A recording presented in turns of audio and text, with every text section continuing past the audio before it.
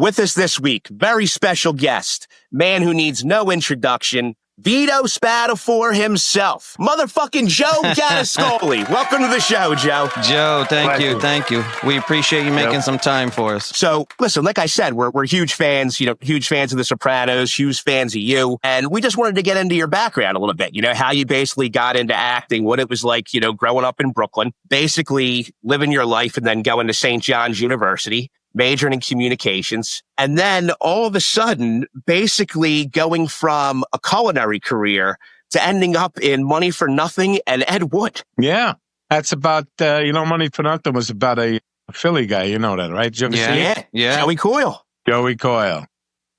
Yeah, so we're from Philadelphia. I don't know if you knew that. Yeah, I kind of got that.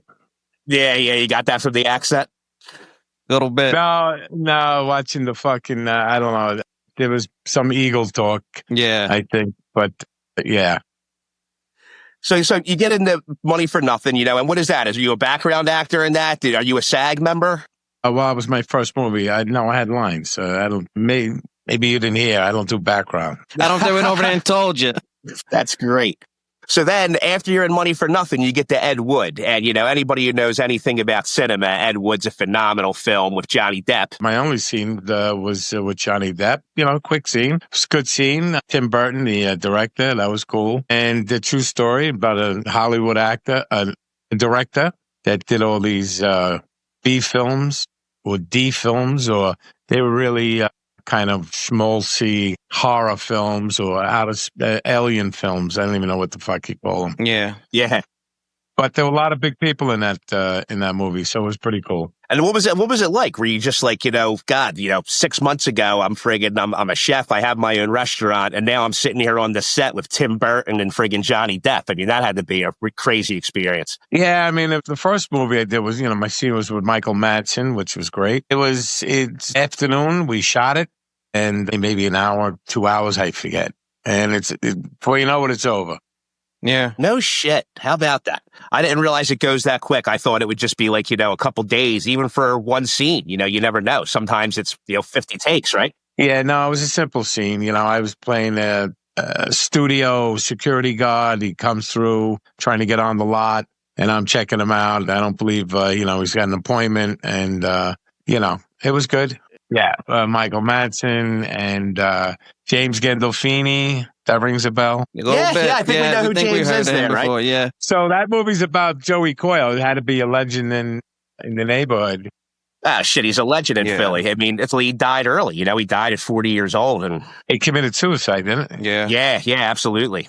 The horrible thing is he didn't even get to spend a ton of the money. I think it was 1.2, and he ended up giving back like a little over $1 million. They recovered a little over $1 million. Yeah, it got all messed up, as usually does. But I was thinking that maybe he saw the movie and then he committed suicide. It's very possible. Not from your scenes, though, cuz. Not from your scenes.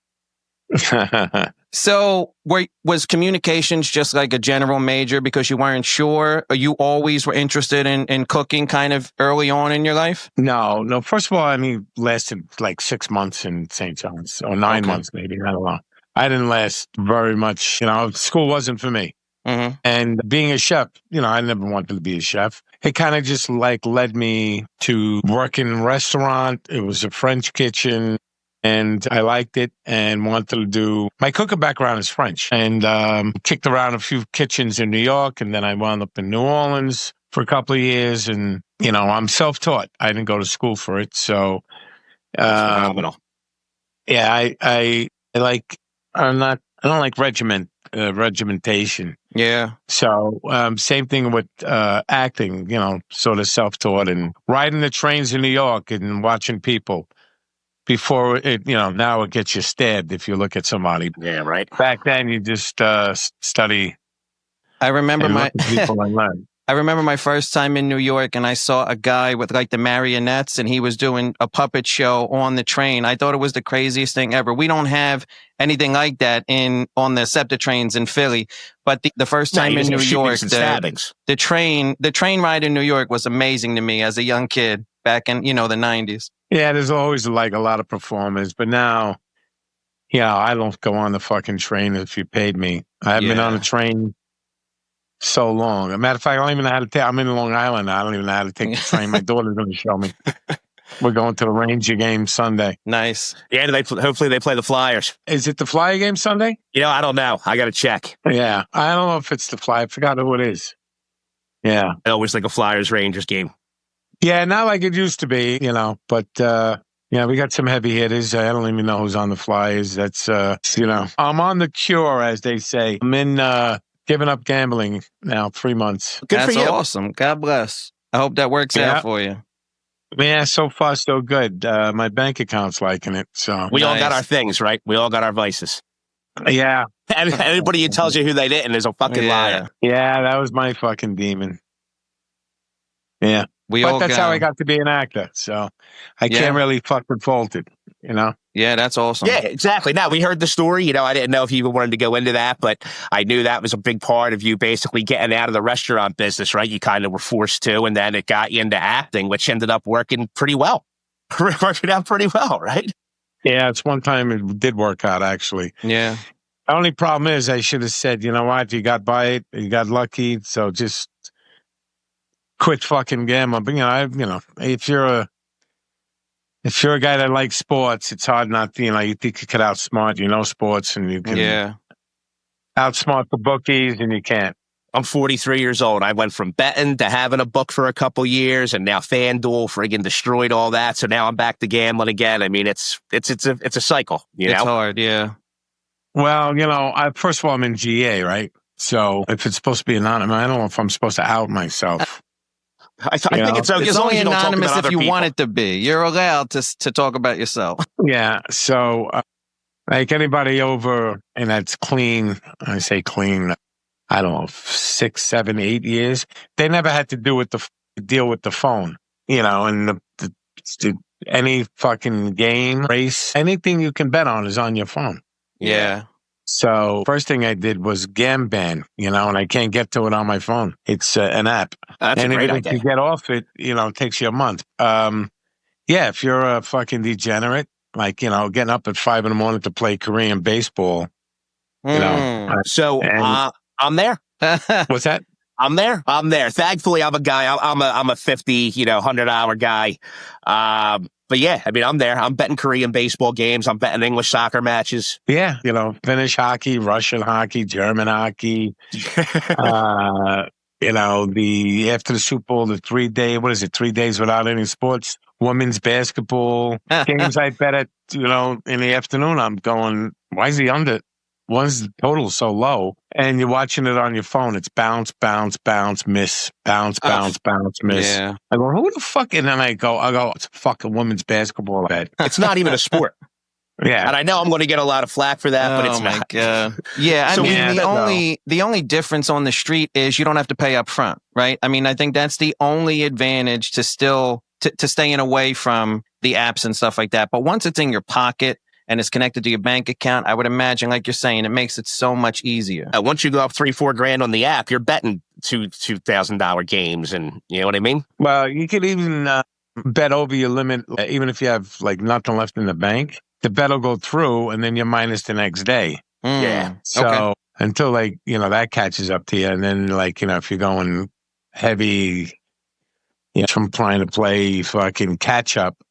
11 o'clock games, but so you say, if I hit, I'll be fucking plus or even or whatever, but it never works out. Yeah. No, it never works out. No, I'll tell you a story. I was on FanDuel once, and I had like a 1,500-hour day. Next thing you know, I'm all drunk one night playing roulette in the casino on FanDuel. And I'm so drunk, Joe, I'm literally just going, playing corners, playing sides. Yeah, I was down to like $3 in a matter of 8 minutes. It's just, it's the thrill. It's the chase. I hate to say it, but that's what it is. Yeah. You know how many times I go into, if I got something doing Jersey, or I was on my way to Philly, and then you got the casino, which now you can get on, and you can bet you can't do it in New York. And you pull over the rest stop, and then I'm there for 3, 4, 5 hours fucking on my phone, playing blackjack, playing slots, playing this, playing that. Yeah. I'm like, holy fuck, because, I got friends in South Philly, I got them on 10th and Tasca. Twin Smoke Shop. Yeah. You know what that is? Yeah. Yeah, absolutely. Yeah, Anthony Renzulli's a good friend of mine. And, Yeah, I haven't been there in a while, but I love that crew in there. I love Anthony and a lot of good guys there at Twin Smoke Shop. That's awesome. No, that's awesome. Well, I know, listen, we have like I said, we're huge Sopranos fans, so we have a ton of Sopranos related questions for you that I think you're really going to love. I know Massi has something he wants to get into. So, Shoot. You start off as Gino, right? And I Correct. imagine it was just supposed to be maybe a single episode, 1 or 2 scenes.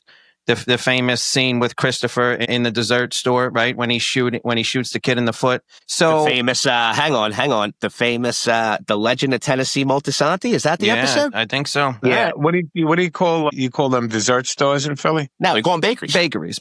Yeah. I'm a little nervous, Joe. I'm a little nervous. Come on, cuz. Cut me some slack. This ain't live. I'm nervous. So how do you go from Gino to Vito? What is that conversation like with David or whomever? Walk us through that transition and how you become a regular. Well, I don't know why they did it. I think it had something to do with Georgian walking. So it all goes back to Benicio. So when he saw me and I guess Money for Nothing, he tracked me down. I was working in a restaurant in Hollywood and said, I wrote this movie. I want you to come be the lead. It's a short film. It's going to be you and Matthew McConaughey, and you're going to play undercover drug agents doing a drug deal in a hotel. So I did that, and I did a couple of more things in L.A., and I was there for about 3.5 years. And then I moved back to New York. Benicio was coming here to do a couple of films, and he got me in them. And the casting directors was Georgianne Walken. She wanted to meet me because I'm in her movies without her casting me. And I guess because of Benicio, because they love Benicio, she brought me in for, she wanted to know if I had an agent. I said no. She said, just keep in touch with us every few months, and if you're right for something, we'll bring you in. And that's what happened with the bakery scene. And then probably they were looking for, in the second season, they said, every fucking crew or mob, fucking mob, you got to have a fat fuck in there. So they said, let's bring in fucking Joe. And I auditioned for Vito. And, I got that, which was great. So that's how that happened. So there's something I need you to clear up for us. And this goes into what you and I started talking about, how you met us through the TikTok. So there was such a transition, right? You went from Gino to Richie April's nephew, who's in the building trades. So all of a sudden, within like 9 episodes, you're a capo. Questions I have are, when your character is just in the building trades, are you in Richie's crew there, or are you just a civilian at that point? So when you say the buildings trade, does that mean like in construction? Yeah, remember when he's like, you got to build the ramp for Beansy. When you had to build the ramp for Beansy, yeah. So, it was Richie April's nephew. I had built the room for Beans. Built the ramp for Beansy. And I don't know what happens after that. What other episodes? I guess I rose up through the ranks. So that's what I'm wondering, like the progression. It's like, because what we were talking about is we're wondering if this is how it worked.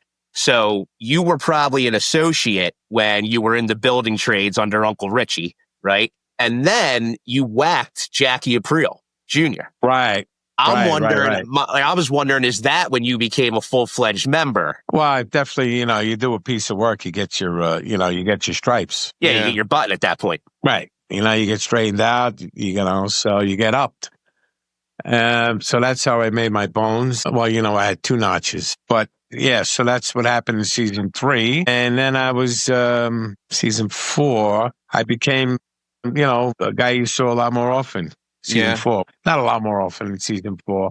But I was around, the crew now, and I was like part of the family. Dude, when you became a regular, you have some of the most comedic lines I've ever heard in my life. Like when little Paulie gets hit in the face by the bottle by Eugene Poticore, and you lean back, you're just like, oh, I saw that coming. I piss myself every time. When you're smacking around Vic the appraiser, when Christopher throws the sandwich at you, there's a lot of great comedic scenes. Like I realize it wasn't meant to be that way, but sometimes it comes all funny when the guys are arguing and stuff like that. And yeah, because we saw you a lot more with Ralph. And then when Tony kills Ralph, that's when you become captain of that crew, right? So they never actually said out loud, here's how Vito became a made man. And we just assumed it was the Jackie Jr. situation. I think that I don't know whose funeral it was. Was it Ralphie's? And I think Tony's looking at us like, Who's he going to pick to take over? Yeah. I was nodded out, and one guy was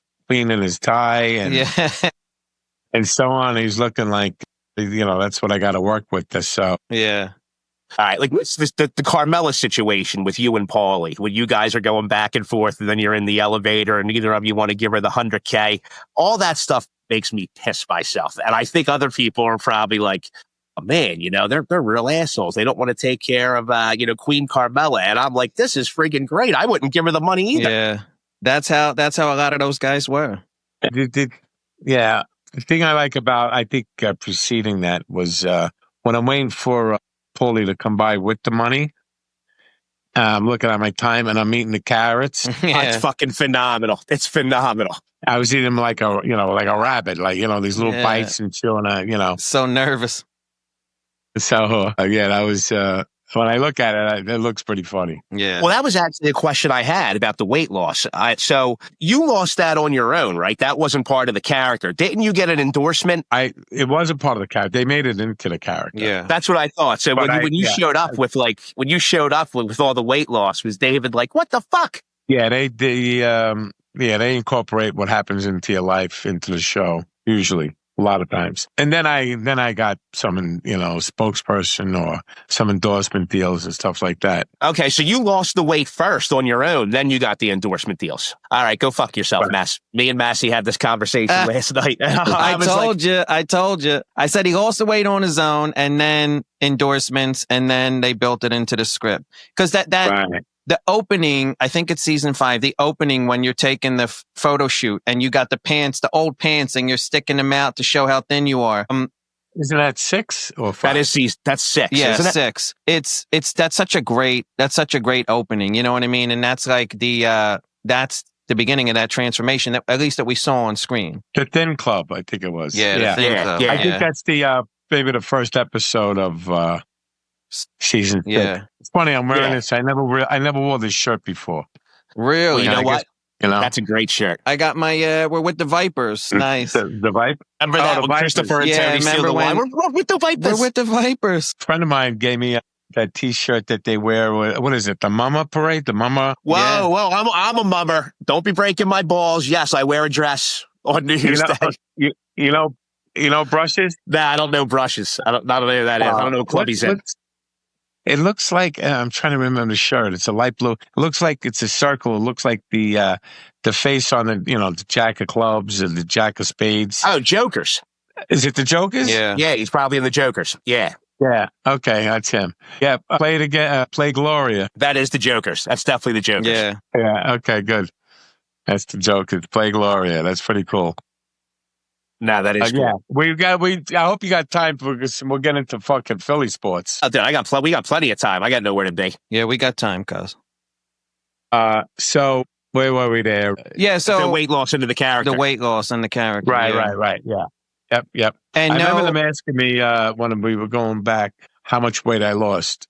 They called me up and I knew they were going to break it. I knew they were going to do something with that. They didn't break your balls about that? They found a way to incorporate it and everything was perfectly fine? Yeah. I mean, someone wants to get, fucking improve healthier, their life. Yeah, say. exactly. Well, you were a main cast member in season 6 at this point. You had a contract, right? You weren't making like a daily regular rate. Yeah. Right. Yeah, I became a regular. How did that work out? So you're seasons 2, basically, right? 2 through 5. You're basically, I guess, working for Scale. Correct? Scale, yes. Yeah. And then season 6, you become a series regular. And I mean, that's got to be kind of life changing a little bit. I mean, I'm not expecting that they paid you $300,000 an episode or anything, but it was a hell of a lot more than Scale, right? It was more than Scale. It was nice to be, you didn't make, listen, for me and I don't know who else, you didn't make a lot from HBO because it was the thrill of being on the show. Yeah. Getting paid the minimum to be on a championship team. You know what I mean? You get a ring and you're happy to be there and don't expect to make big money. So same thing. I made a lot from being on the show and being a spokesperson and, getting a book published and, so it just paid for itself in different ways. Yeah. Yeah. I mean, that's. Well, you know what? I know what paid for itself. The rat parties. The rap parties with that crew and what must have been thrown by Gandolfini must have been like, you know what? The hell that I'm working for scale. Yeah. This was all worth it, just being at this goddamn party. Yeah, some were great, some were great, some were like organized, and some were, it's been so long, man. Yeah. I know. 18, 20 years. Yeah, the rap parties were good, or the Christmas party, your last day working was good. Yeah. So it was fun. this actually is a great way to go into our next question. So, like you're saying, you know, you got to be a major character on literally the best television show ever made. And, you know, that pays for itself over and over again. And that stays with you for life, right? So I would imagine that it's a blessing and a curse at times, right? But you seem to carry the legacy very well. And talk a little bit about life after the show ended, after the finale, and was there an adjustment? Do you enjoy every time it comes up? You have a positive or semi-negative outlook on things nowadays? Because it's iconic, right? I mean, Joe, frankly, I mean, everybody on Earth, for the most part, unless you live under a rock, knows who Vito Spatafore is. Yeah, I don't know if they saw it to show. I don't know how big a hit I would be on the Gaza Strip. But come on, somebody over there's got to know. Because you're fucking great. I mean, I know I don't know if there's any buildings left, but I know they throw you off for being a homo. I don't know if they throw you off for portraying one. Yeah. Right. But I been blessed. You know, like I say, it's been on like the 27 Yankees, the 85 Bears, you know, one of those legendary teams. And so it's been great. It opened up a lot of doors for me and helps me. You know, my life changed. And now the bottom line, because I know you guys know this, is that, right, they took my idea to make my character gay. Yep. Yeah. Right. Yeah, from the Gambino family, right? There was a book that was out. Right, called Murder Machine. And if they don't do that, you know, I'm just like a background guy and nothing changes. I'm probably still in my fucking apartment, you know, smoking cigarettes and still fucking ducking bookies and probably fucking, you know, as my friends used to say, he's in the fucking bunker. He's not coming out. Not till he hits the next game. Yeah. If it was, was it the sweet March Madness, you know, when I fucking, you know, morning till night game if they, you know the deal. So he's in a bunk, he's not coming out. And yeah, that'd probably be still happening. But thank God they did it, and life has been great since, so I can't complain. Well, here's one thing I really want to compliment you about is, I mean, frankly, you know, Sopranos was probably your first extended acting credit, right? The most acting you've ever done in a series, a show, etc., whatever. For being such a, you know, new to the trade, new to the craft, I really think the fact that you introduced that to David, introduced that to the writers saying, hey, why don't we try this? It showed that you have a tremendous amount of range, dude. I mean, it really does. It showed that you really take it seriously and wanted to progress the character and show people that, hey, I can do this. I know what I'm doing. Well, I appreciate that. Thank you. If I go back to my cooking, right, I'm going to be self-taught, and I wanted to be a chef. And I wanted to be, you know, a respected, you know, I don't want to say great chef, but I wanted to be a talented chef. So I knew Italian because I grew up with Italian. But if I said I learned French, it'll broaden my repertoire. Mm-hmm. And if I learn Cajun, New Orleans, it'll be another, you know. And so if I ever want to do some French dishes, some Italian, you know, some Asian influences, some Cajun influences, you know, I'll be able to do it because I know it. And the reason why I suggested that was because, you know, you work in a restaurant business, you like work with a lot of gays. You work in New Orleans, big gay town, a lot of restaurants. So I didn't have a problem doing that. My biggest fucking problem was my friends because, you know, being in Brooklyn, they were going to fucking break balls forever. Aside from that is I wanted to prove I can act to myself. I wanted to prove it to the cast. And I wanted to show range. And that was a challenge because, I mean, I love broads, but I didn't have a problem. I looked at it as an acting job. And a lot of great actors have played, you know, sort of innuendo, could be gay, you know, characters, or they are gay in that film. And then I always looked at, you know, any guy, I didn't have a problem with them. And I said, you know, you're gay, is going to be more broads for me.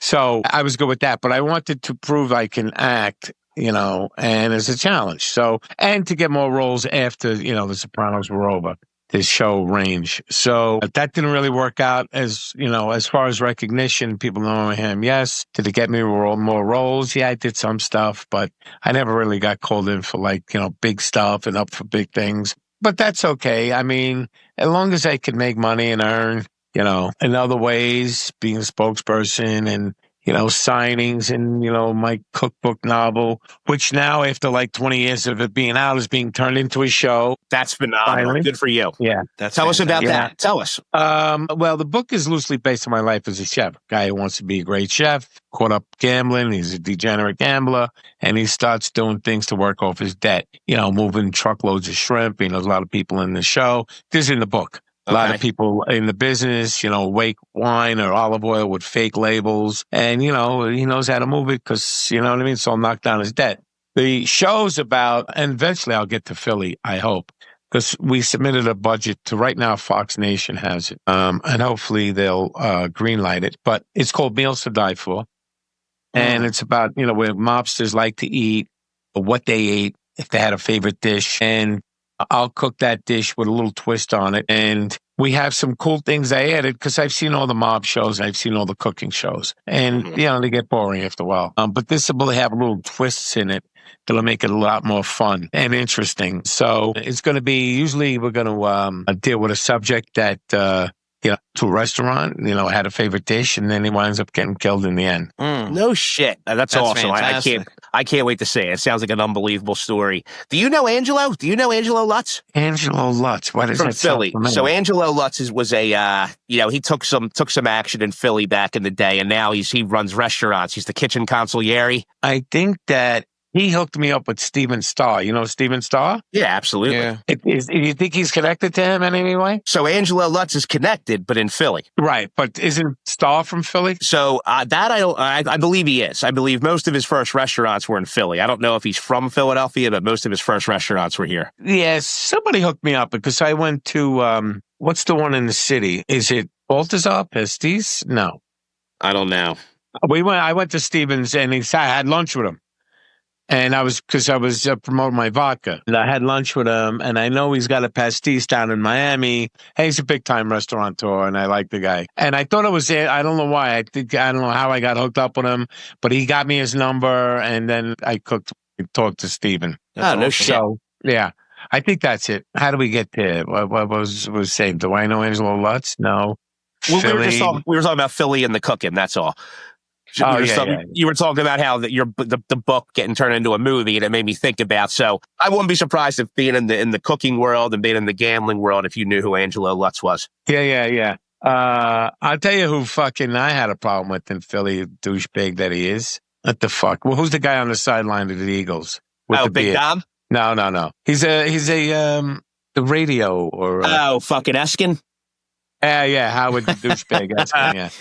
He looks just like Burger King, cuz he's a jerk off. I don't know how and what. I was fucking riding home from fucking Philly, and he went on a tirade against me. And I think because I was at the Phillies game, and I was in the booth, maybe, and I don't know, I was doing a signing there. And maybe I gave him the hi-hat, and I don't know who the fuck he was, and I was in a suite. I don't know, but he went off a fucking tirade. I called up. And we went at it back and forth. But he's a douchebag, so that's okay. Yeah. He is a douchebag. He got fired. He's not even allowed in any of the stadiums because he was groping women. Oh, my God. Get the fuck out. Swear to God. I thought I just saw him on the sideline. Now here's what he does. This is so crazy, Joe.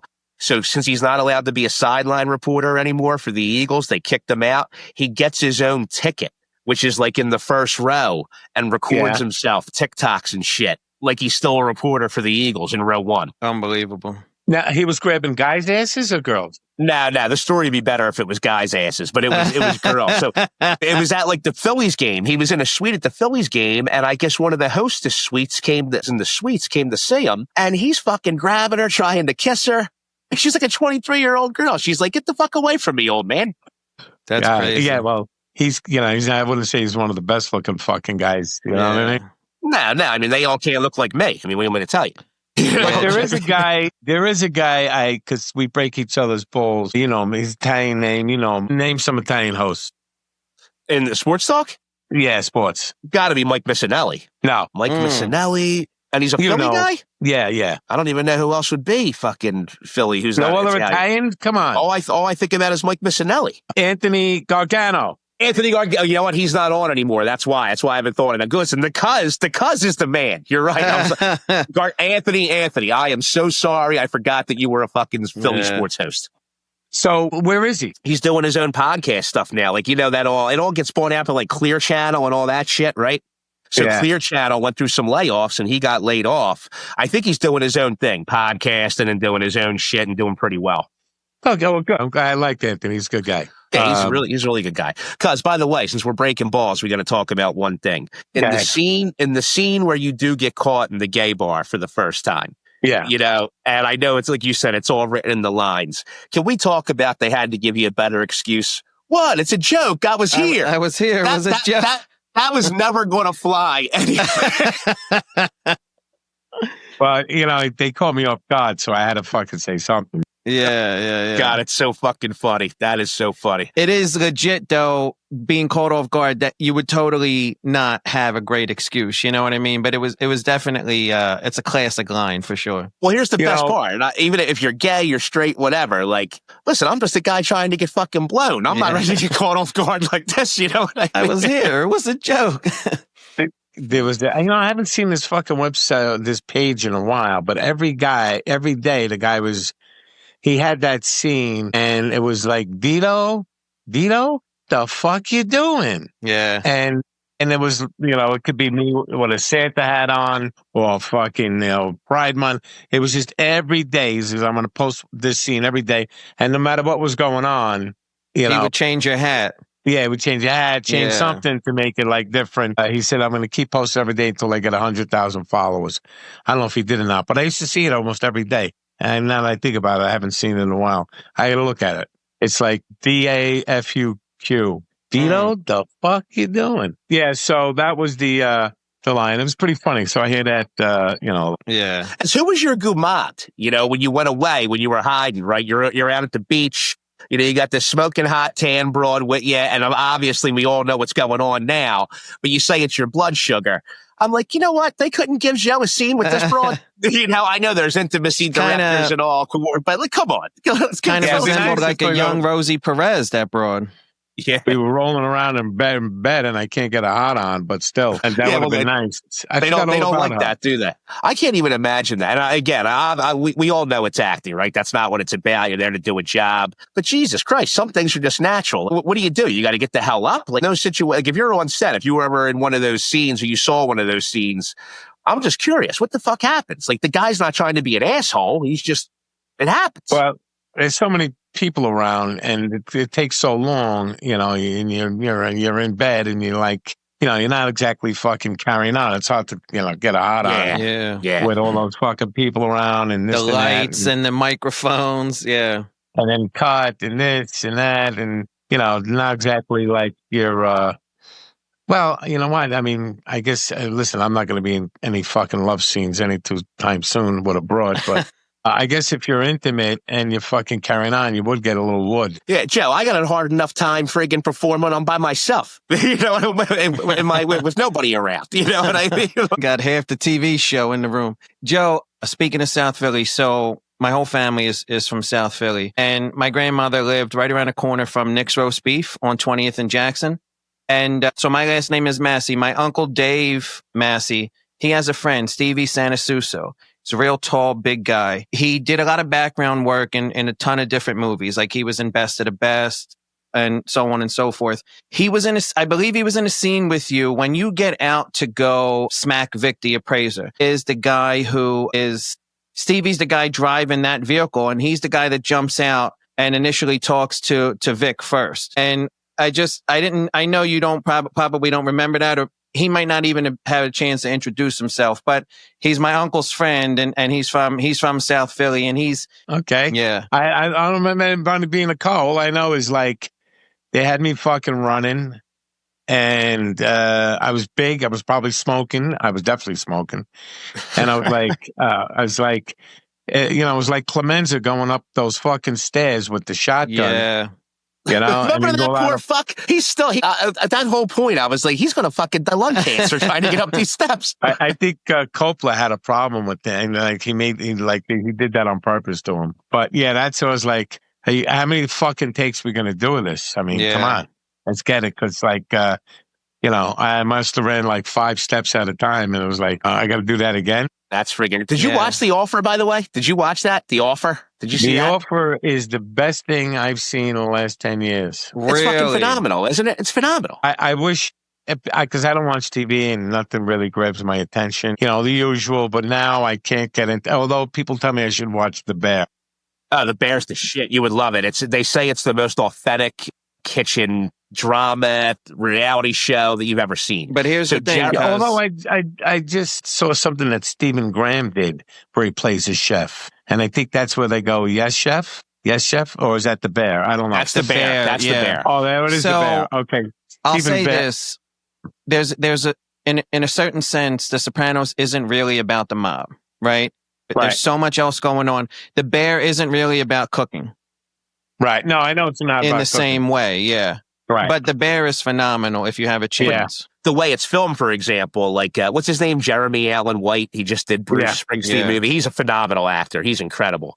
But he was basically, he went and studied kitchens. And when you watch the show, you'll see him drink out of the quart, the plastic quart. Like that's what he pours his soda in.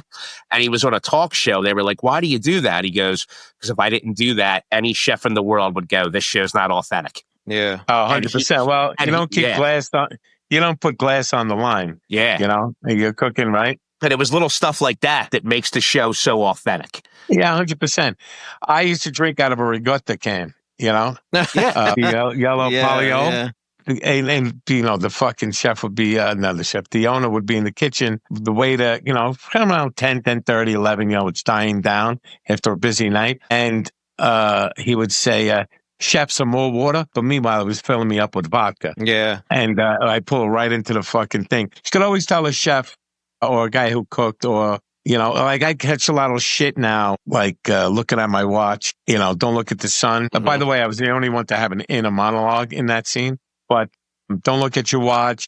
You know, think about Jim sandwiches, you know, and I look at my watch. But people can tell the way I hammer a nail, the way I'm like, you know, sawing the piece of wood on the sawhorses, they could see it's, you know, I'm not a carpenter. I don't do construction. Yeah. I do design in my restaurants. So when I see a cooking scene and I see if a guy grabs a pan with a rag, the way he's holding a knife, the way he's cutting, then I go, you know, he's never held a knife before. He's never done that. So I get what they're saying. You know, when they, you know, they comment on like, did you see him cutting that board on the 2 sawhorses or some shit? Yeah. And I remember I fucking had a hard time hitting the nail. You know? You know what's funny? I don't even give a shit about that. What I care about is when you're going, look at the angle of the sun. 11:45. It's gotta be noon. And then you look down and it's like friggin' 20 after 10 or 10 after 9. And I'm like, I piss myself. It's just, I think if you're a fan of the show, like Massi just said, you have to realize it's not about the mob. It's actually about the characters. Yeah. A lot of people relate to that. Scene. I think everybody's done it once or twice in their life. There's no way you haven't done that in real life before. Yeah. What the hell's up with Sharippa? Well, yeah, I knew that was coming. We were closer one time. I won't get into what the beef is about. Sure. But, you know, he's been described as, you know, that's been said about him is that he's got a big bowl of ice cream in front of him and he looks at yours. So if you could read into that, you know, I just didn't have time to talk and you know, fuck around like we did. I was preparing and stuff. And so, but there's other things. And it's been a long time. He did talk nice about me on his podcast, I heard. Good. So, you know, I'm, you know, live and let live kind of guy. And, you know, it's unfortunate because it probably cost me a lot of money in the long run, you know, missing out on stuff. And I was bad mouthed and stuff like that. But, you know, my real people know. I mean, last thing you could say about me is like I'm a douchebag. So, you know, I'm, you know, regular fucking guy, and I don't have no airs about me. I mean, when I talked about Jimmy, I didn't say we were close. I said, you know, he came to my restaurant, he came to my wedding, said beautiful things. He talked to me when, you know, the homo thing came up, and he says, well, go talk to David if you're not comfortable. So those things, I mean, you know, meant a lot to me. And I've heard that, like you just brought up Jimmy. James, I've heard, obviously, we wouldn't be in a position to ever know him or know people who did know him, but you just hear incredible, incredible things all the time. And not even about the actor that he was, which we all saw. Just about, I've heard stories about the human being that he was. Yeah. And what did you experience there? Yeah, again, we weren't close, but just from what I understand, what I know, first of all, he was tremendous talent, right? I mean, Absolutely. the guy he was a great actor. He's a blue collar guy. Circle of friends did cross in the restaurant business because a chef I worked for when I first started also worked with Jimmy in one of the restaurants, and maybe Jimmy was bartending. I can't picture him as a waiter, so it was probably a bartender. Yeah. And he was so tremendously talented. Yeah. And gifted. And then he was a regular guy, and he was down to earth, and he was, and like we said before, we all have our demons. He was under a lot of pressure. A lot of jobs were on the thing, and he worked a lot, ton of stuff to remember. That was not easy. Yeah. And, but he was, he beat the shirt off his back. To lose a guy like that at 51 is a sad thing, Yeah. Listen, I often wonder if it was the stress. I mean, because you hear the stories about how he understood that he carried the series, right? It was such an expensive series, one, even for HBO. By HBO standards, it was a pretty expensive series, and he was the one who carried it. So from what I understand, if ratings went down or people weren't turning in, he took that personally, like that was on him. And then other people would lose their jobs. Yeah. I'm watching, I got Fox on, but this college football coach, John Beam, he died. Did you see that? No, he didn't. Did he die from Lamy? From Lamy College? Where was that? California. Lamy College is out in California. He was the coach. And that's the thing I'm still trying to find out. Was it a player? Was it just some guy who came on campus? This is a horrible thing. This guy was a really, really phenomenal person. Yeah. I don't know if it was crossfire or what. Or someone targeted him. That's a shame. Yeah, it is. Yeah. Oh, listen, all I care about is that the Washington Commanders, that the government doesn't have any effect on the Commanders. Let the Commanders be ran the way they should be run now that Daniel Snyder's out of there. Who's that guy? The guy from Michigan State. No. I hated Daniel Snyder so much that, really? Dude, Daniel Snyder, I mean, he ran that as a business guy. If you think about it, the stadium's in shambles, right? He collected a ton of... I don't care what goes with any other team except the Giants. I don't care. I mean, the Eagles and the Cowboys is the ones I care. The Commanders, I hate them. I call them the Skins. You hate the Cowboys and the Giants.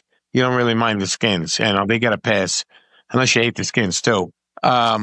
Yeah, the only Eagles and the Cowboys are the only ones I hate. Well, here's what's crazy. I don't know why, and I've been a Philadelphia Eagles fan my whole life. Why isn't the hatred towards the fucking Giants? Why is it that we hate the Cowboys when they're friggin' 1,800 miles away? Why isn't the rivalry the Giants? Yeah, because why isn't the rivalry the Giants? Yeah. It should be, everybody's like, fuck Dallas, fuck this. It should be, in New York, it should be fuck Philly, and it should be fuck the Giants. No, because back in the late 60s, early 70s, I think, Giants sucked. The Eagles were never really there. Had a couple of good runs in 80 with Jaworski. But the Cowboys were always fucking, they all get up at the offensive line, then get into the 3-point stands. They had the cheerleaders. They had, they were a glamorous team. They had fucking Staubach and then, the great receivers. And so they were always right there. They won 3 in a row in the 80s. They won a few in the 70s and 80s. I mean, what did they won? 6? So they were a fucking team. And have they won a playoff game in 25 years now? Did they finally win one? I can't remember. Have they won one finally? Who? Cowboys? Well, I thought they won a playoff game in 19 years, some crazy number. Oh, I don't know. I mean, but they have I was in LA living 92, 3 and 4 for the 3 in a row, which sucked. Yeah, so that's why I figured, plus they're America's team and they were the team to hate. Yeah. So that's what I figure. So here's a question for you. Do you remember where you were on 2 different Philadelphia Eagles Giants occasions? Hold on. Yeah, what? Deshaun Jackson. So Deshaun and the first one. Come on. Do you remember where you were when Brian Dawkins. Yeah. Or not Brian Dawkins, Brian Westbrook. Oh, no. I remember fucking Herm Edwards. No, so I remember Herm Edwards, but so there have been 3 miracles at the Meadowlands with the Eagles. Right. There was Herm Edwards. Then there was, remember, Brian Westbrook. They won the division that day, kicked the 2 punt returns to win the division against the Giants. And then the one, I'll tell you what, I don't know what that punter's doing now. He is definitely either bartending somewhere or selling cars. I thought Matt Dodge. Was that who it was? Matt Dodge? I thought Kaufman was going to friggin' grab him by the throat and bury him right there. I will never forget that. I had a fucking house full of people, and I left the house, and my wife's calling me, "Where the fuck are you? Who are these people in the house? Why aren't you here?" Yes, because I cooked that day, and there was a fucking mess. And I go, "I'm not coming home. I'm not listening to them. I'm just like, leave me alone." And I didn't even bet the fucking game. I was just fucking, those are the bet they like Flipper Anderson, if you remember, with the Rams. I ran right into the tunnel. Those things always bad seems happening with the Giants. So I got a crazy story for you. I didn't say it. I was in my basement. It was 28-7, and there was like what? Friggin', I think it was like 13 minutes left, 12 minutes left. I was like, fuck. No, this is the Deshaun Jackson game. Okay. Remember, they were down 21 with literally like 12 minutes left. So I'm sitting there and I'm like, all right, fuck it. Let me go to Walmart. Ran to Walmart, get some shit. I walk in my door. Deshaun Jackson's literally running to the sideline. I'm like, what the fuck? What happened? Never even saw it. One of the greatest moments in Eagles history. Never even saw it. Yeah, and I was surprised no one picked up because he had a big leg, fucking Matt Dodge. But I thought another team would have, Well, Joe, we can agree now. He had the IQ of a fucking squirrel. Yeah, I mean, maybe it got away from him. Maybe he didn't hear it. Maybe who the fuck knows? But that's one of the big lead against the 49ers playoff game with Shockey and Sean Williams getting a fucking personal. I mean, there's been a lot of stories. Herm Edwards, the Pasacek, Zonka. Those are the typical Giants. And now, we're looking for a new coach. You also had the experience of beating Tom Brady twice with Eli. So you're not going to get any sympathy from me. I'm sure that was a pretty huge. So you're a Giants fan, obviously, big Giants fan. Are you Yankees or are you Mets? No, I'm Yankees, Giants, Rangers, Knicks. Yankees, Giants, Rangers, Knicks. Okay. The classics. The classics. You like rooting for that team that just, like the Dodgers buys World Series, do you? I don't care. I don't like the Blue Jays want to see normally, right? The team that beats you want to see win. Yeah, exactly. Right? You lost to the best, but the Blue Jays were like disrespectful in the Yankees Stadium. I don't like the way they carried themselves, so I said, fuck them. And so I was glad they lost.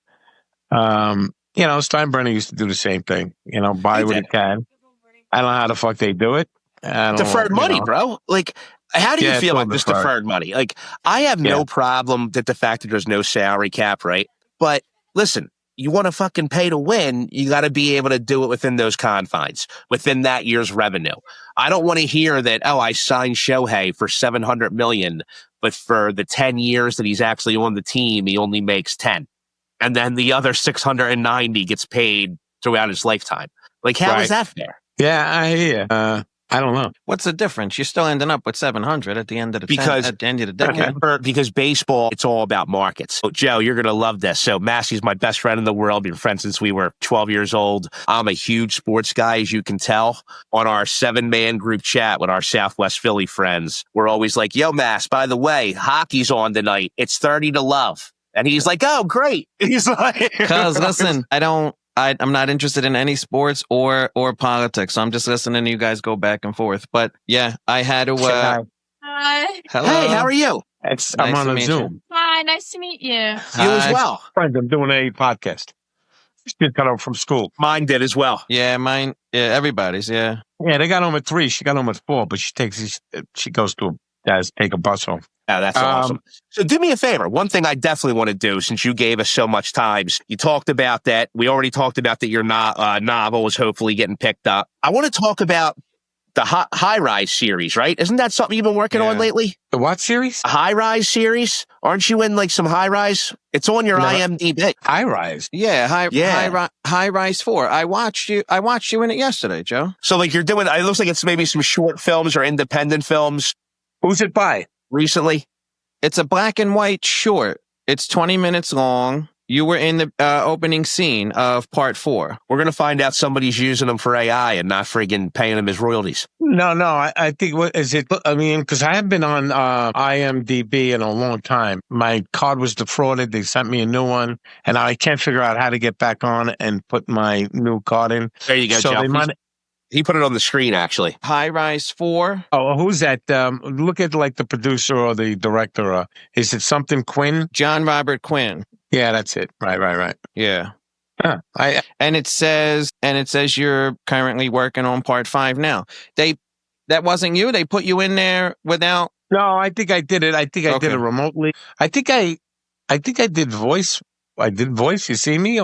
I don't even know. I was gonna ask you. It looks like you're on a fake background. You can tell that your body is there, and they got you on camera, but there's a CG background behind you. I think that's how they did it. Joe, Yeah, listen, if you didn't give approval, I will gladly go collect. I just need 10%. Yeah, no, I know I got paid for it, and I got paid, and the guy even sent me a watch. He said there was going to be, I said, let me actually work instead of doing it by, but who knows? Yeah, that's probably it. I haven't checked that my IMDb in a long time. Yeah. So what's going on now? You have, you're not done acting, right? I mean, you're still interested if the right thing comes across the table? The right thing, it could be the wrong thing. I mean, if it's not total garbage, but. Yeah. I always have. I'm just waiting on the series. That's what I want to do. You're working on the series, yeah. You have a vodka?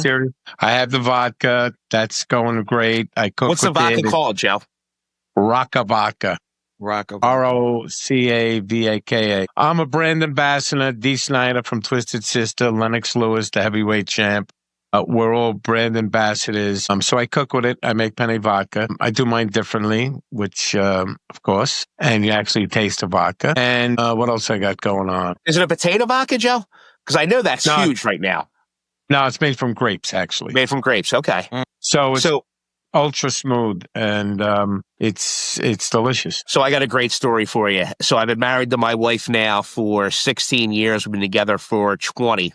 The first year I'm dating her. So my wife is one of the first people, and she's actually the first person in her family born here in the U.S. They're all from Italy. She's first generation. My father used to own a restaurant called La Veranda down in Philadelphia. Unbelievable restaurant.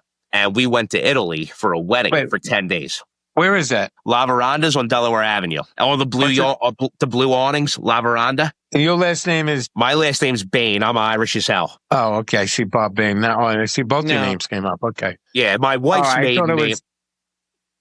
My wife's maiden name's Cardillo. My wife's maiden name's Cardillo. Cardillo. Oh, that's your father-in-law. That's my father-in-law. So who owned the restaurant? My father-in-law. What was his first name? Joe and Tony. Tony Cardillo. Why do I know that name? Why do I know that? So Tony and Joe were the owners. Tony took care of front of the house. Joe was back of the house. Tony kind of looked like the Joker a little bit. Yeah. What years did they have it, Bob? So we got married in 2009. They probably had it from 2006, I want to say, to like 2013, maybe. And is it still named that, or is it gone? It is still named La Veranda. The name is actually a huge part of the brand, but they did sell it. They sold it, 10 years ago. Yeah, I don't know. I might have it confused. I know somebody that maybe Renzulli, when he had his, you guys would go to the Big Smoke or the his Let My People Smoke? No, are you cigar guys? I'm not a cigar guy. I'm a weed guy. Oh, no. Okay. I thought he used to host it. I can't remember his name. All right.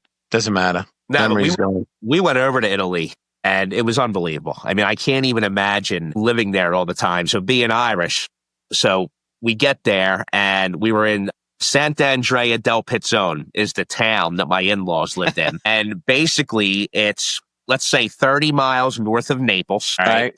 10 miles east of Pompeii. Okay. So that means it's like 70 miles south of Rome. So every day I come outside, and I'm a friggin' Irish guy, right? Come outside and have my cup of coffee, and Vesuvius is staring me right in the face. Okay. The day we get there, talking about grapes, that's where I'm going. So the time change, we leave at 6 at night. We fly in, we get there 8 in the morning. Obviously, big Italian welcome, lunch, noon. Now, I've been up for like 20 hours at this point. So I go to bed at 1 o'clock and wake up at like 11 at night. And I'm like, fuck, what am I going to do? So I walk downstairs and my wife, my girlfriend at the time, all of her uncles and her cousins are sitting there at the kitchen table. They don't speak a word of English. They thought because I was Irish, I wear a kilt like a Scottish guy. Right? So for the first time in my life, I start saying, I'm like, I can't sleep. I'm going, can't sleep. He's like, got me grappa. First time in my life I had grappa, and it was from Italy. It was in Italy. I took 3 shots of that shit, sat there for 4 minutes, and I'm a drinker. Sat there for 4 minutes. I was like, good night, boys. Yeah.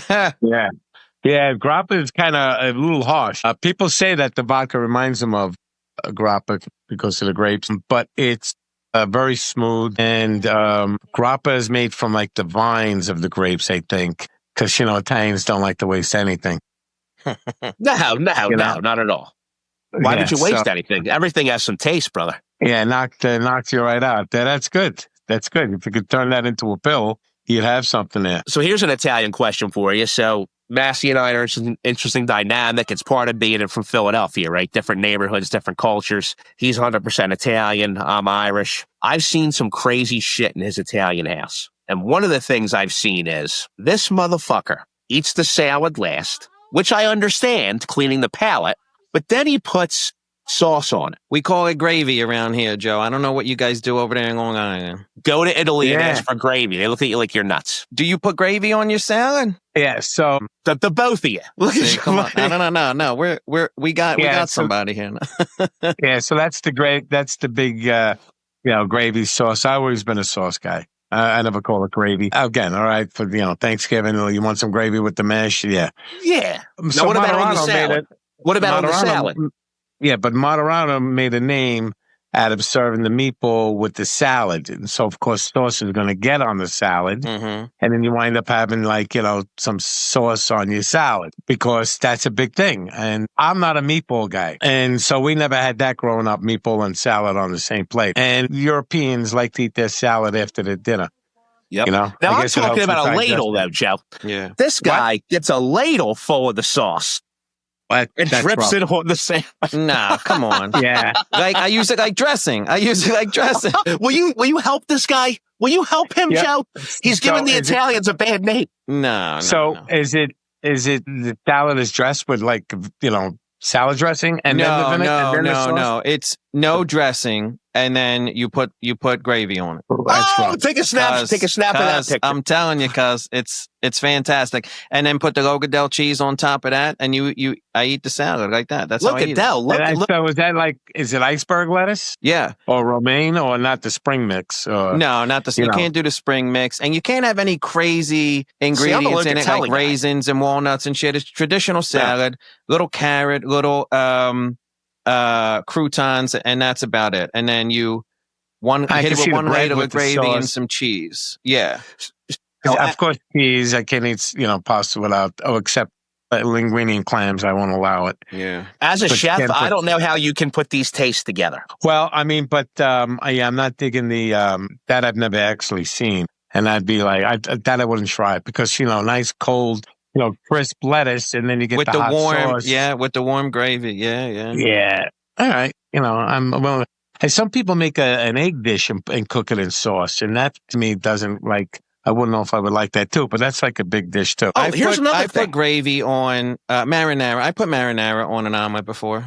Marinara. Yeah. The marinara. So here's the other thing. My mother-in-law, again, she's they're all first person born here. She puts eggs in her peas. Scrambled eggs in the peas. You ever seen this? I never heard of that before. No. The vegetable peas. There's scrambled eggs. Scrambled eggs with peas? Little pieces of scrambled eggs in the peas. Is that a thing? Wait. So at dinner, you have a serving bowl full of peas, the vegetable peas, and there's little shreds of scrambled egg in them. Yeah. Well, it's probably a peasant thing to give yourself a little protein, I guess, I like that. I mean, peas, with onions, ham, and then you add a little cream and you got a pasta dish. That's the famous. Or, shells and peas, that's a thing. I'm not a pea guy, Now you don't like peas? Nah, I'm not a pea guy. I mean, I eat almost every vegetable. Peas never grabbed me. Now, I did make a dish. I was trying to like it. You puree half and cook the shells, with the peas. And I said, oh, maybe this will taste good. And I kill it with cheese. And I said, peas are good for you, so I'll eat it that way. Cuz, by the way, I know we're talking about the food, but I want to get this question in. What was it like to be on set with, and besides being smoking hot, I heard she's an incredible person, Dre De Matteo. I heard she's actually she's aces. Yeah, now, so my scenes, weren't with her. I didn't have any with Melfi. I didn't have any with her. I had one scene with Carmela. I had very little with Jamie Lynn. Yeah. So I don't have any scenes with her. I never worked with her. Well, here's the worst part, cuz I don't know if you realize this. Do you remember the scene where you said, hey, listen, when Christopher was in rehab, she was calling me every day? Yeah, well, it was this close. But then you kind of find out that, aren't you related to her? If you're related to Uncle Richie and she's related to Uncle Richie. That was kind of a little mix up in I don't think the storyline. Was she related to Richie Aprile? Remember Richie when he gets released from jail, she drops him off at Beansy's Pizzeria and she says goodbye, Uncle Rich. And then the next day, Tony and Richie are sitting down at the table and Christopher gets introduced to him for the first time. And he's yelling at him for beating his niece. And he's like, you give her your last name. It's none of my business. Wow. But when moments before you and the other guy go knock on Mrs. Gator's door to build the ramp, Silvio and Paulie are telling him, you have to build this ramp and call your nephew Vito. He's in the building trades. You know what I mean? So that was something we always were curious about. You two were technically both related to Richie. Yeah. Well, maybe that's because me and Andrew, we were this close, but it couldn't happen. Maybe. Well, here's the other thing, dude. You could have been related on different sides, right? Yeah. Richie wasn't married, though. He was too busy thinking about Janice for 15 years in the can. That's one of the greatest lines I've ever heard. He's There's men in the can. There's men in the can. Better look into my sister. You're thinking about my sister in the can for 15 years? Grabbing hand jobs on my mother's couch.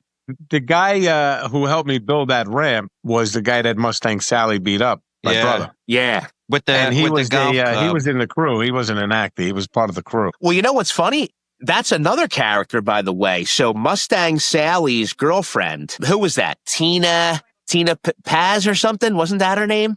So she went from being like a hooker to then she became Adriana's friend. Remember at the Lollipop where she was wearing the fox coat? She was going out with Paulie Gualtieri. Oh. With Paulie Is that Tina Paz? Yeah, that was Tina Paz. So she goes up to your brother or whoever, the character, and is like, hey, can you give me a ride up to the point? Well, I'm not from New York, but we all know what the point is in the Bronx, right? Yeah. And that's where she was going. And then a couple episodes later, all of a sudden, she's in the leather pants with the white fox coat. And she's telling Christopher, she's like, well, I have to wear fur outside on account of being bare everywhere else. Yeah. Wow. Yeah, it's just so much I don't remember. It's been a while since the only time I really watch it is when I'm doing a cooking at someone's house party and they have it on. And then I stop to look and start reminiscing. And usually it's season 6 that they're playing. So I know one of the things you definitely remember is the finale. Now, your character was killed before that final script came out. So I'm not sure you got to read that script ahead of it being filmed. But where were you the first time you saw the finale? And what was your reaction? I was in Anthony Ronzulli's house. Really? Watching it with 20 guys. Nice. And we all said, you got to be kidding me. Before your TV went out. And we were freaking out. And then after 30 seconds, the credits started coming up.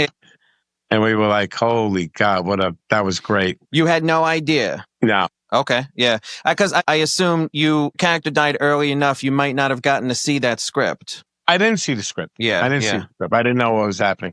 I didn't know what happened at all in the second part of the second season. Yeah. The last B, season. right? They released an A and a B. I remember that. Yeah. Right. I thought my TV broke. I ran into the other room and then So did everybody. as the credits start rolling, they're like, "Come back in." It's that was intentional. In the whole country. In the whole country, that's what we all thought. Yeah. So tell us about the catering business. The catering, started off as doing it for a friend who posted pictures. It was her husband's birthday, big fan, and it caught on. Like, my husband would love that. How to get in touch with him. And I've done over 100 of these parties. I have a minimum of 16 people, up to 50. My menus, I have a couple of different menus. They all get about 20 different appetizers, and depending on the menu, they get a pasta course and then the entree. But if they're ordering a chicken parm, it's with the pasta. If they want the filet mignon or lamb chops or vinegar peppers, that's a separate pasta cost. Pasta cost, then the entree. Back to the Sopranos stuff. When you just said the vinegar peppers, I instantly got brought back to when Uncle June, right, is in the bed in Boca with the chick. And he's like, hand me those vinegar peppers over there. He's like, sorry, Cash. Well, I made that for Johnny cakes. You cooked them, pasta badon, pasta and potatoes, right? Yeah. Pasta badon. So you're doing a catering tomorrow, you said? Yeah. 140 awesome. Up to 190 a person. I shop for the food. They pay for that. They pay my assistant. I'm there about 10 hours. I tell my story, which is kind of unique being on the show. I do a Q&A, take pictures of everybody. I did do a guy in Philly, actually, not too long. Well, maybe last year. He had a pretty cool house. It's like, but I parked, he had private parking, parked it right into like this condo. In the city? That's few and far between in South Philly. Yeah, it was. You sure he wasn't like Villanova or like some of the because we have some pretty wealthy suburbs like right outside of. Yeah, it wasn't like a suburb. It was right off. It was somewhere in the city. Okay, probably Rittenhouse. It was pretty cool. The guy was. I forgot what he did with it. But yeah, it was pretty cool, and they were big fans, and it was nice. That's awesome. It's such a different way to have a conversation or relive that part, and you're making money, but you're also doing, you're providing a service too. It's not just like a regular meet and greet or signing. I think that's a great combination. Yeah, your husband's 50th birthday, 60th birthday. He's a big fan. The people are coming to big fans. It's really unique. Is it like, it's not cheap. At the end of the day, if it's like 20 people, it's going to be about 4,000 or 5,000. But it's, it's a big, it's a get together and everybody's throwing in the money. But usually it's a gift. And the biggest thing is that, I don't know what kitchen I'm walking into. So I've walked into like little shoe boxes and one like enormous mansion kitchens. But I always make it work and people always rave about it. And it's a unique and, I can say that no other actor does it, and especially no other actor from The Sopranos does it. So for sure. Where you going to go, as we say? Now, what about, do you have any appearances coming up in the near future? Any dates, any signings, any memorabilia shows, any cons, anything like that? I just did the Chiller Theater a couple of weeks ago in Jersey. That's always usually a big one. It was Beverly D'Angelo, Chuck Zito, Randy Quaid, me, Mina Savari. I can't even remember. There was a lot of people there. It's been doing, I think, 35 years. It's always a big turnout in a hotel. Good. Bobbleheads, I don't have one with me right now, but you're I got fucking up. I know. Well, I got them. They're all in the garage. I don't feel like getting up. But the book and a bobblehead combo does great. I send those out. Like I must mail out like 10 a week, package with a signed picture. So anyway, boys, it's been great. Yes, sir. We appreciate you making time Joe. for us, Joe. I have been meaning to get to Anthony's. I mean, if you guys can like stomach, I say let's sit outside, but it's too cold now. But if you could stomach the fucking cigars. Listen, I have no problem with cigars. Yeah. I would say let's just hang out at Anthony's. And so I keep saying I'm going to wind up and get there one day. Yeah, let us know. Let us know. But It's on us. I will.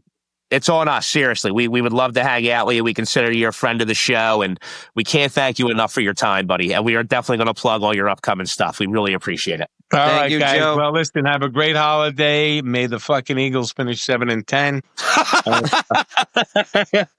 You too, man. Happy Thanksgiving. I tell you that fucking GM pisses me off. He's that good. He is that get the good. balls It's crazy. getting Jalen Phillips, and the guy has a big game. Thank God that Alexander retired because that'd have been too much to stomach. I know. can't take this guy, this fucking Howie Road. How about the fucking Patriots? They're 9-2 again. Like, it's so fucking crazy. I had no idea that they were that good. They go like, I'm listening to it on the radio. Guy had an appearance like signing last night, and I'm listening to it, and I go, who they chanting MVP about? And I go, what? The 9-2 Drake May is like, I mean, he's a Tom Brady clone. It's like Tom Brady took a shit and Drake May came out. Yeah. I'd leave you Mike Kafka, the Giants coach. Mike, remember? He was an Eagles backup, right? He was an Eagles backup quarterback. He was, right? He went to Northwestern. He's going to break Schuler's record for wins. Really? No, I'm kidding. Listen, cuz, by the way, before you thank leave, you so much, man. So real fast, before you leave, I want you to know, Saquon just called me. He says you're a great guy. Love you, Joe. Thank you for everything, all right, buddy. guys. All right, well. man. Happy Have a holidays. good night. Thank you. You as Happy well. To holidays. you and your family, Joe. All right, pal. Bye-bye. See you, bud.